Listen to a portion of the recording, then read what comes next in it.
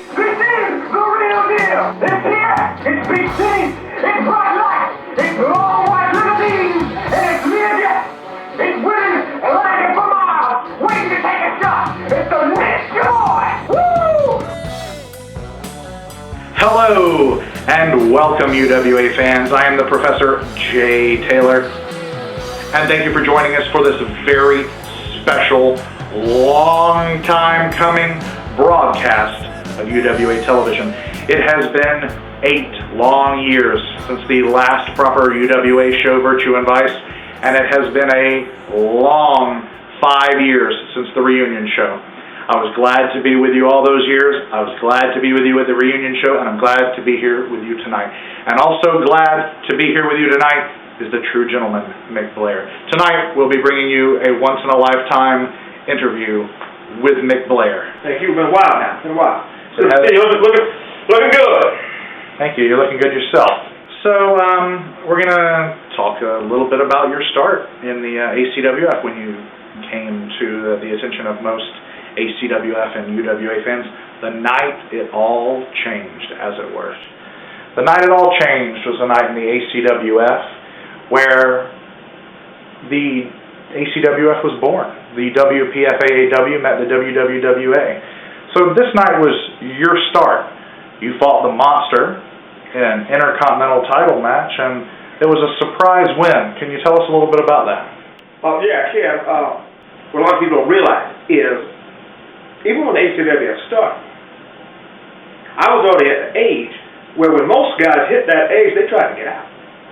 So they brought me in. I was, basically just put guys over. And they threw me in there with Monster. He was IC champion at the time. Can you tell us a little bit about the surprise Intercontinental title win over Monster on that night? It's going to be a squash. I still to this day don't know what happened. I don't think Monster can tell you what happened either. But somehow we had a bonehead moment, and both of us missed the 3 count, and I wound up winning the match. And you go back and watch it, Jay. And you go back and watch it, you'll see. I look at him, he looks at me. There is a little bit of confusion going on. It wasn't a fast one. It was not planned. And we're just like, man, what do we do now? Got backstage, everybody was laughing. When I won the belt by accident, it just everybody had a good time with it. And they were like, well, y'all just roll with it. And I'm actually glad that it happened looking back, because it became a real good program.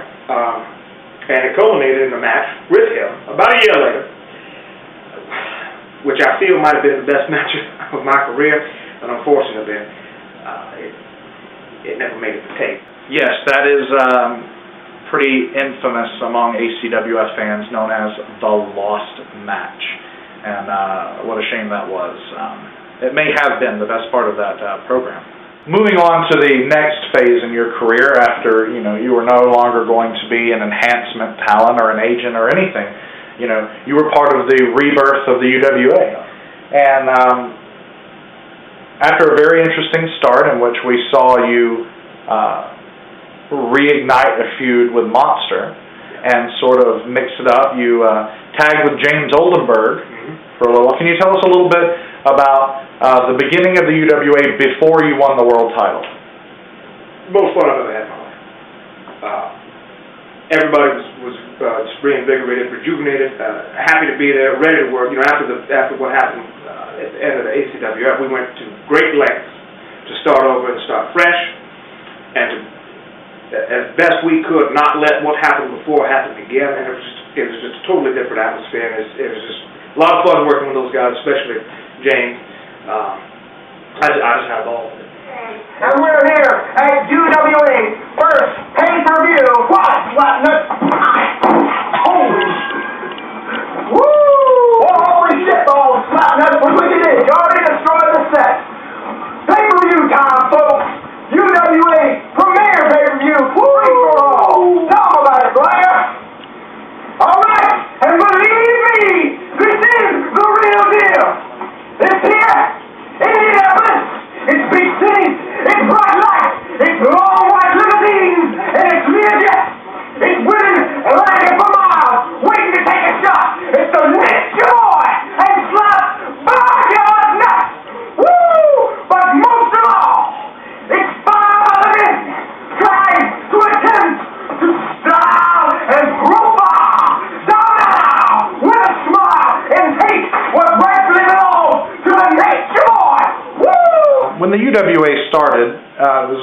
surprising under the ownership of Blade Runner and Sean Harley that Scream would end up as the first UWA World Champion. But before the Baton Rouge trip, Scream very quietly vacated his world title. This completely changed the booking for the Baton Rouge trip when the UWA met the LCWA. That resulted in the main event of UWA LCWA No Remorse being a match between yourself and the true professional Ryan Lockhart. Can you tell us a little bit about, I guess, your take, really, because there's been a great deal of scuttlebutt, and some of it over the years has turned into urban legend. Tell us your perspective on the controversy, as it were, surrounding Scream vacating his UWA World title before the trip to Baton Rouge. What do you have to say to those that feel you might have been responsible for Scream vacating that title? Well, I would say that they're mistaken. Again, it was an accident. I'll tell you why. Originally, that Baton Rouge trip, Harley was supposed to go down there and do that. Harley was originally the one booked to go down there and represent. Well, he pulled out, didn't want to lose. You tell him I said that. So I think he might see this himself. Well, that's fine. Anyway, they put the strap on Scream. Scream's going to go down there and represent. Well, that's great. Legitimate knee injury. I believe it was a knee. He did experience a legitimate knee injury. All right, well, then he pulled out, which is funny because he went down there and wrestled anyway. Casey and I have always had a great backstage relationship. I went to great lengths to try and be as professional and courteous to everybody that I could. And I think that's why I was able to stick around. And in the backstage area later in my career, I was never a booker. They never had any money tied up in it. But people respected what I had to say because I never stepped on any toes. But the whole thing was a cluster. It was just a mess. Scream got hurt for real. Harley just didn't want to do it. They looked at me. I don't know why. I to this day don't know why. And then we kind of got trapped because there's no way we're going to leave UWA World Heavyweight title in Baton Rouge, Louisiana. But then we got back to UWA Arena, and we were able to make what I felt to be a pretty good story. Because at this time I was literally on my way out. I was too old, and I knew that I could not continue to do what the UWA World Champion was going to have to be able to do in that ring. So I had a pretty good match at Super Bowl. And then the spontaneity bug hit again. Was booked to beat Surf Supreme. It was a four-way match. It was a four-way match. The main event. I was booked to win, Dire and Straits. I had enough, and I turned to Link and said, "You going to take this strap tonight?" No. And then we went out and did it. And then that led into the whole Surf Supreme era. So to the people, the conspiracy theorists, I understand where you're coming from, but there was never any nefarious or ulterior motives. It was just, we didn't really know what we were doing. A lot of times we got caught up in the moment, and we just went with what we thought would be the most fun. And I was just along for the ride. All right, tell us a little bit about your feelings on facing Ryan Lockhart. Working with Lockhart was always a blessing. Because love him, I hate him. He works hard. He's committed. It's fun to work with Diamond. That whole storyline between myself and her was interesting. Okay, tell us a little bit about your feud with Destiny's Diamond. What your working relationship was like on screen, especially in the days of UWA LCWA Last Dance, when she had an on-screen and off-screen relationship with Scream. Well, that was my way out, and to go back and start doing what I had originally intended to do all along. When we started working on that angle, Casey was great about it. We called it poetic justice. Blair at that time I'd been walking around saying some things probably offended women and men. There was some chauvinism going on. And she played back at it great. And because Blair and Scream, I wouldn't say they really feuded, but there was definitely some history. I mean, they knew who they... Well, sure, the scuttlebutt, as I said, had already begun over why would Blair have gotten that title. So what we did was we took it and we ran, and just decided to take all the elements of everything we wanted to happen in that story to flesh out the part, including my retirement, and just put it into one big ball of what I like to call a goodness. A goodness. Well, because on screen, screaming out, we talk trash to his woman, and then I challenge her to a match, and well, she wins, and my bad guy career's over, good guy wins. So I think it worked out well, and it was a lot of fun. And now comes the time that we need to discuss a couple of the things that never really got off the ground. First would be the main event.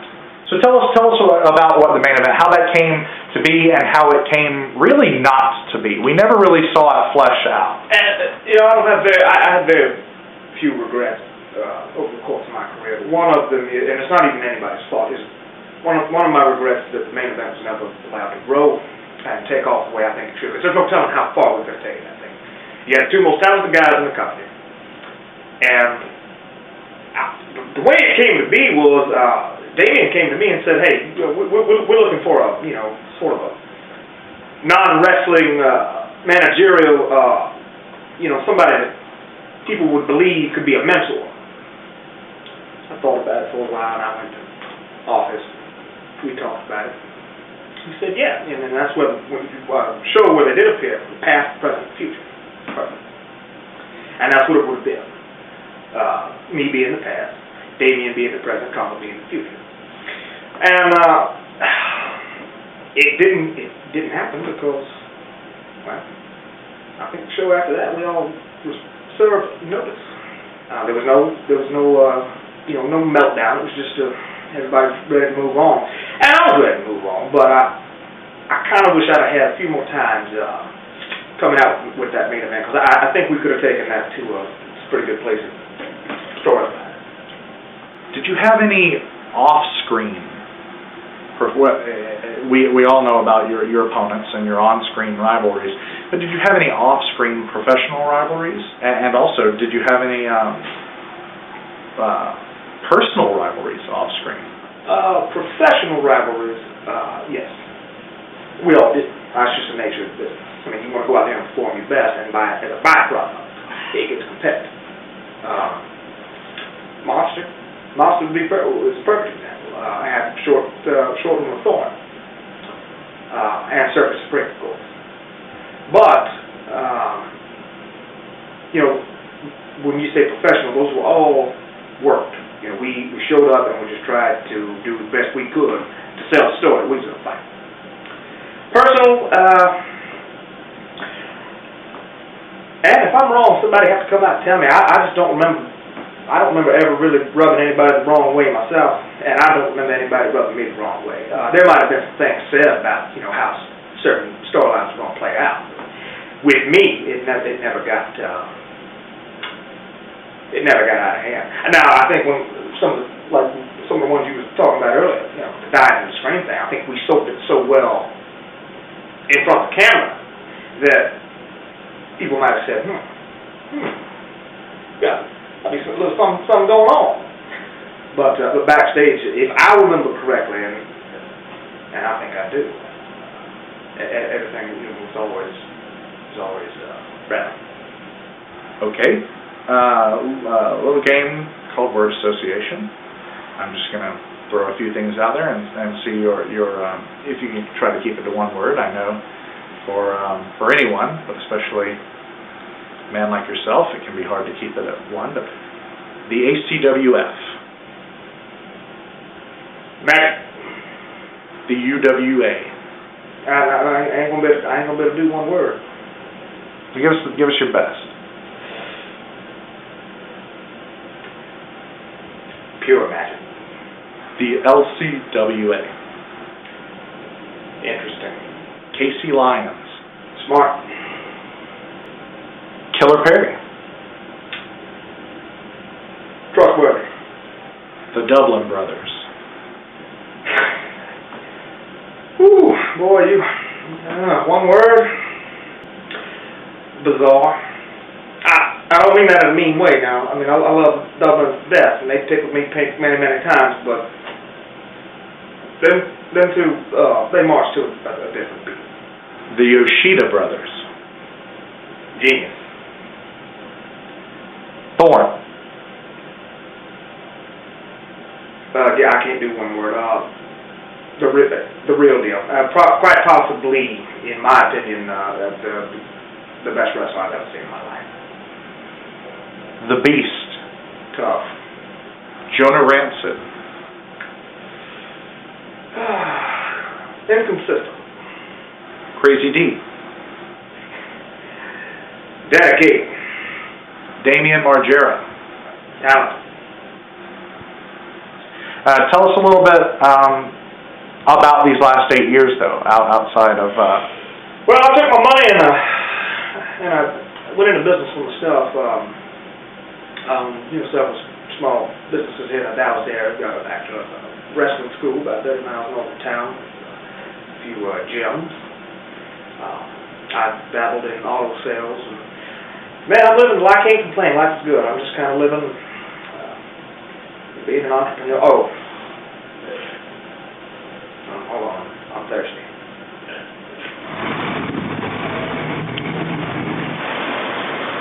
Woo! That's that first one, baby. That's that first one. I do miss, if you're going to get to this question, I was just begun. I do miss the UWA and the ACWF club. You know, as age creeps up on us, you realize you got to move on with what you got to move on to. But it was a great part of my life. I really enjoyed it, and I got nothing but respect and love for anybody who ever laced up the boots and tried to come tell stories with us. Well, that's great. I've certainly enjoyed your career, have a lot of love for you as a person, as a performer. Thank you. And I never heard too much negative said about you backstage, but before I let you leave, I definitely need to address a huge negative point that's really been making the rounds ever since the UWA closed, and it's about your involvement with Rio. She was a valet of yours at one time. She was in the New Elite, along with you and Greco Vane. I know that she was involved with Greco Vane as well. That was both on screen and pretty well publicized off screen. But there was never really any talk about you two, but there has since been, I don't want to, just go out and say everything, but some rumors, a lot of rumors about the two of you having a child.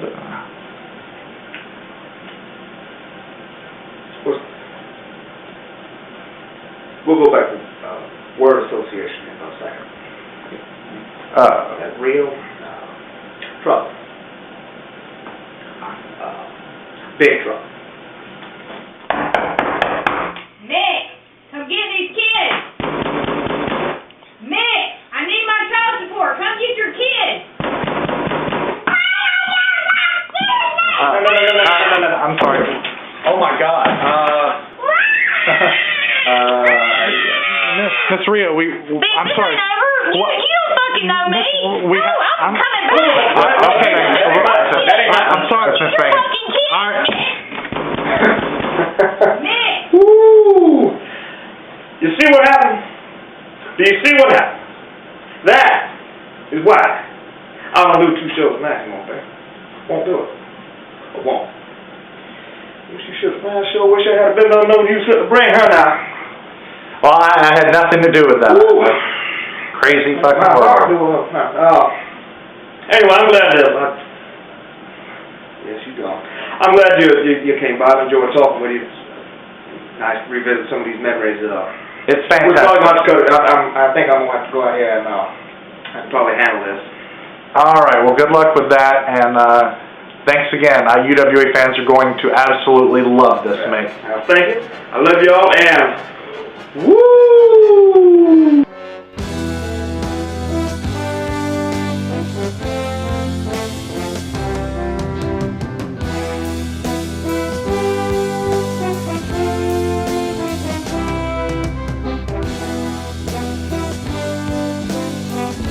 The most crowded around Friday, the Federation was called that disadvantage.